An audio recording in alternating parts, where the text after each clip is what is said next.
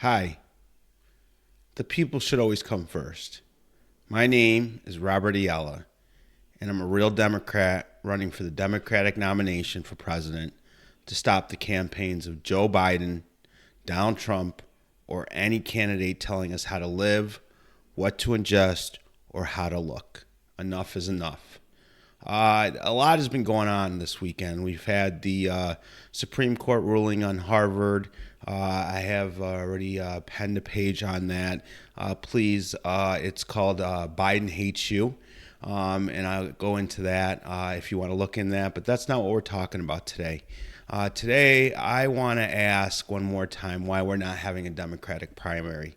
Um, I hate to use Fox News, but we're not going to get the information from anybody else. And so let's jump right into it. Alex Soros huddled with top Democrats shortly after taking over his father's nonprofit empire. And he likes to show off access to power. And so what we're going to do is we're just going to talk about it real quickly, go through a couple things, and then I want to just ask you, who do the Democrats have allegiance to? Because this family, George Soros, is the person who has given us the district attorneys throughout the country who have put forward laws that have, in my view, disproportionately affected the black community. They don't want to enforce laws, and the violence that happens primarily in this country is in the inner cities. And who it primarily affects is black people. So what I don't understand is how George Soros, and again, I don't know who the guy is, he's not, from my understanding, like, a total American and, like Warren Buffett. So I don't understand what he's doing. I don't understand what his game plan is, but he interferes with a lot of our elections, and now his son is has taken over. So let's just talk about that real quick. So the son of billionaire financier George Soros huddled with high-ranking Democrats shortly after taking the reins of the powerful Open Society Foundation, continuing his long-running trend of privately meeting with influential politicians and publicly posting the encounters. The meeting appears to be his first with federal lawmakers since he's taken control of his father's robust, multi-billion-dollar nonprofit network that injects vast sums into left-wing endeavors. So he, on June 11th, said he would take care of it, and boom, right to New York. Look at that. We got Hakeem Jeffries there, right? So he's the first one there, right there. Boom. Let's go on a little bit more. Wait. And there he is again, Mr. Jeffries, right? And the reason why this is important because we have this belief that the Democratic Party is the party for the working people, for the W-2, the silent majority. The W-2 is the silent majority of the taxpayers. You know who you are. You get up every day, you go to work, and you get your taxes ripped right out of your check every week, and then sometimes you still owe at the end of the year. And, these guys say that they're for us, but they're not allowing any type of primary to go forward. And, wait, we're going to get into the next line of who we're going to meet with. Let's see, the whole New York delegation practically, right? So, there we go. Who's this guy? Is that Jerry Nadler over at the left? Just who everyone can remember. Jerry Nadler is the one who, during basically the 4 years of the Trump administration, chaired the judiciary panel that, never really came through with any of the Russia investigation. So, they just wasted all that money that could have gone for daycare and family care and things that matter, but they don't. Okay, so there's Jerry. He's there, right there. Oh, wait. Oh, look at that. We have our Senator Schumer. Let's jump right in there, too. Wait, we got the whole Democratic Party at the top. How many times have any of these people come and seen you folks? How many times have they come to your restaurant and had dinner with you, right? I know why. You know why. Because they don't have a ton of $1 billion. So I don't have a lot of money. I don't have $1 billion, but I need your help so I can ask these questions on the stage with Joe Biden. Because what I think is important is that if we're going to have a presidential candidate who's a Democrat, then we should have a Democrat that actually cares and puts the people forward. So let's keep going. So there's Senator Schumer. Say hi, Schumer. Hi. He's looking old too. And that's another thing we're going to talk about, right? And then there we got Nancy Pelosi right there. So we got George Soros on the left, and my screen on the left, and his son Alex on the right. And again, I don't know who these two people are. I don't care. What I care about is why the whole Democratic Party is meeting this. Let's keep going. What? Who is that? Is that no? Is that the Vice President of the United States of America? And see, this is one of those things, Democrats, that we got to keep talking about. Do we either hate billionaires when Democrats are running for office and they're telling everybody they're working for the middle class, or do they love billionaires? Because it seems like they love billionaires. And since there's going to be no primary, what you're probably looking at, which some people are perfectly okay with. I'm not, because I just don't feel she represents me or the people I know. But here, this is probably going to be your next president, because Joe Biden's going to get kicked out of office 3 months after he gets reelected. So Alex has visited the White House at least 17 times since 2021, folks. 17 times. 17 times. All right? Just think about that. We've got the whole Democratic Party going out there, shaking their heads at the Supreme Court of the United States of America for, doing something that Martin Luther King said he wanted, was to judge a person based on the conduct of their character. Not to let them through the door just because of the color of their skin.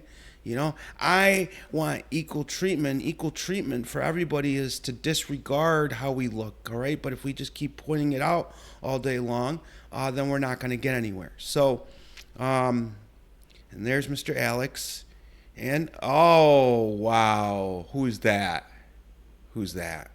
Is that our president? And so when we talk about these things, it's important to remember that the Democrats, when Trump was in office and he had all his billionaire friends, it was awful. And I don't care about billionaires. They can come through. They can help us. They can help elect candidates. I could use a few billionaires right now to help me buy a couple ad buys in Iowa. But the thing is we can't say we're against billionaires while we're courting billionaires whose policies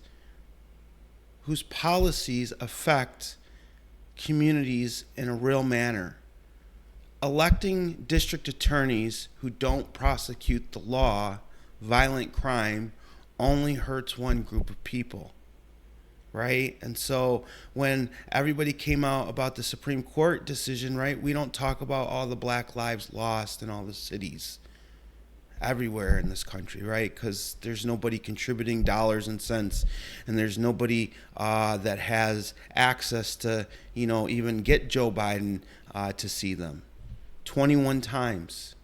And so just as I am not a big fan of Elon Musk because he's a dual citizenship, I'm pretty sure George Soros is a dual citizenship too.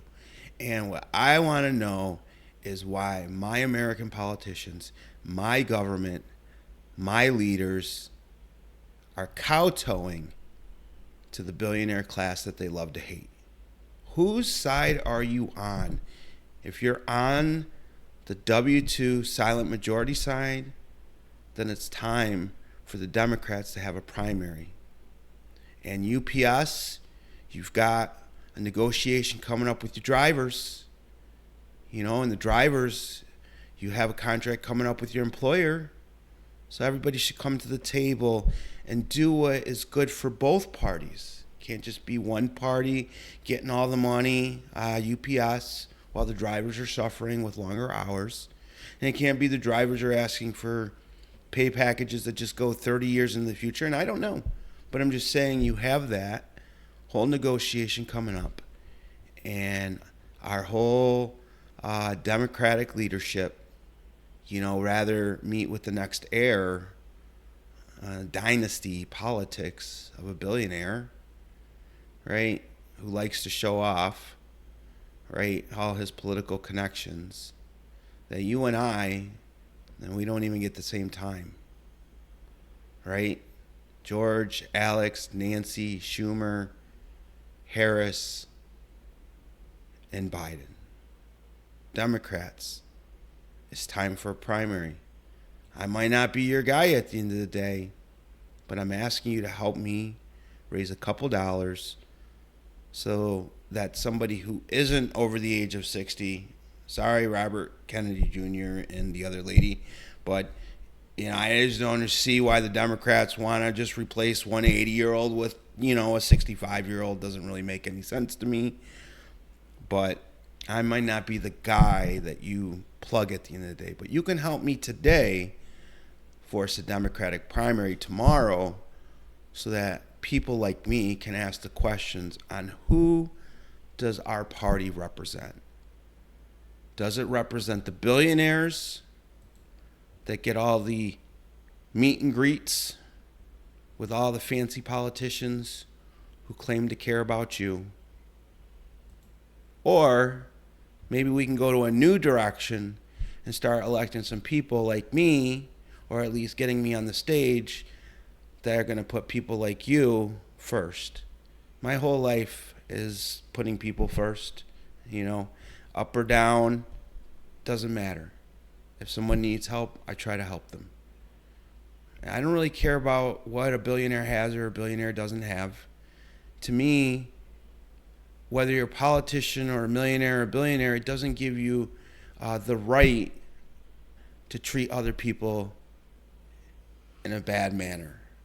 And the mayor of New York City should apologize to that elderly lady who he presumptively labeled very derogatorily as a plantation owner, when all she was asking was why her rent was too damn high. Who does the Democratic Party truly work for? My name is Robert Ayala, and I'm a real Democrat. Please help me. And if you can, throw a couple bucks my way so I can get an advertisement out in Iowa, and we can allow a political process to go forward that brings all ideas to the table and allows the American people to make their decision going forward. Have a great 4th of July, people. Thank you again, and I look forward to talking to you some other time.